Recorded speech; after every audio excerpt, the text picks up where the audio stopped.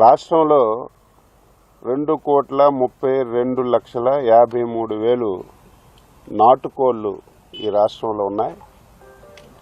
Layers boilers కలిసి 8,46,09,000 boilers layers కలిసి ఉన్నట్టుగా మాకు రిపోర్ట్ ఉంది.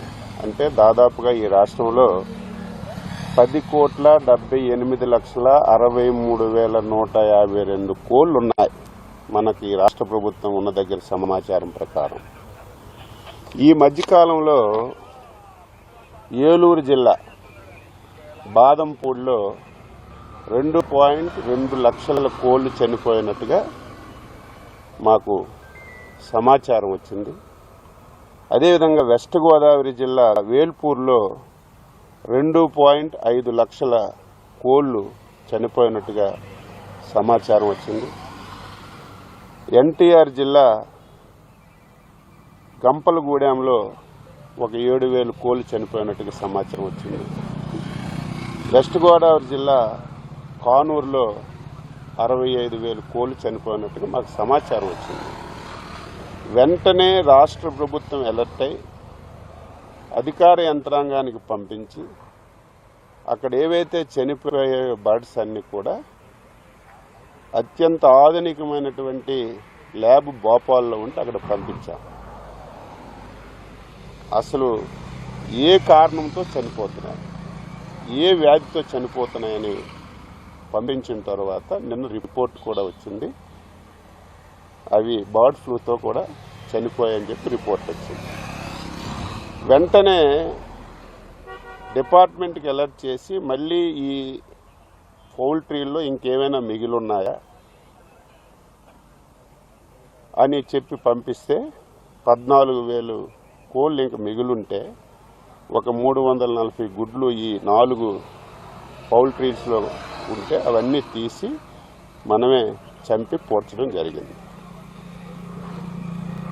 ఈరోజు రాష్ట్రంలో 10 కోట్ల చిల్లర కోళ్ళుంటే దాదాపుగా 5,42,000 కోట్లకి ఈ ఫ్లూ వచ్చి చనిపోయినట్టుగా మనకి రిపోర్ట్ వచ్చింది. 5,42,000 టోటల్గా ఉన్నవి 10,78,00,000. సోషల్ మీడియాలో చాలా విపరీతమైన ప్రచారం వస్తుంది, మీడియాలో విపరీతమైన ప్రచారం వస్తుంది. 40 లక్షలు చనిపోయాయని కూడా ఈరోజు ప్రచారం వచ్చాయి. ఎక్కడ దాపరికి ఉండదు.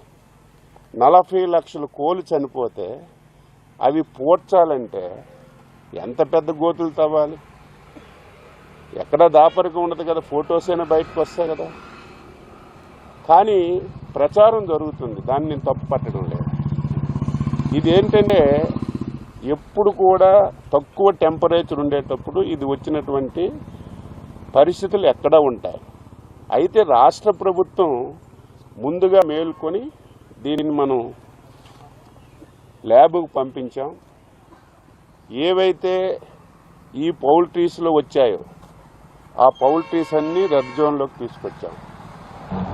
ఆ పౌల్ట్రీస్కి దగ్గర ఉన్నటువంటి 10 కిలోమీటర్లో షాపులన్నీ కూడా క్లోజ్ చేయించాం. మిగతా దగ్గర ఎక్కడ కూడా ఈరోజు కొన్ని దగ్గరలో అయితే ఇంకా ప్యానిక్ అయి 10-15 రోజులు కోళ్ళు తినొద్దు, గుడ్లు తినొద్దని టామ్టామ్లు వేయించేస్తున్నారు. రాష్ట్ర ప్రభుత్వం తరఫున స్పష్టంగా హామీ ఇస్తున్నాం, దీని నుంచి ఆందోళన చెందవలసిన అవసరం లేదు. ఇది పూర్తిగా తగ్గుముఖం పట్టింది. దానికి కారణం ఏమిటంటే టెంపరేచర్ ఎంత ఎక్కువగా పెరిగితే అంత వేగంగా ఈ వ్యాధి తగ్గుముఖం పడుతుంది. ఈ మధ్యకాలంలో మీరు చూశారు, టెంపరేచర్ కూడా విపరీతంగా పెరిగింది. ఇదేదో డైరెక్ట్గా కోడి మాంసం తినరు, డైరెక్ట్గా గుడ్లు తినరు. ఇది ఒకవేళ ఎక్కడైనా చిన్నది ఉంటే 70 డిగ్రీల సెంటీగ్రేడ్ వరకు ఈ వ్యాధి బతుకుంటుంది. 70 డిగ్రీలు దాటిన తర్వాత ఇది ఆటోమేటిక్గా చనిపోతుంది. ఈవేళ కోడిగుడ్డు ఉడకబెట్టినా సరే 70 డిగ్రీల కంటే ఎక్కువ వేడి దగ్గరే ఉడుకుతుంది. ఈవేళ కోడి మాంసం ఉడికినా 100 డిగ్రీల కంటే ఎక్కువ ఉడుకుతుంది. ఎక్కడ కూడా ఎవరు ఆందోళన చెందవలసిన అవసరం లేదు. ప్రభుత్వం ఇప్పటికే అప్రమత్తమైంది.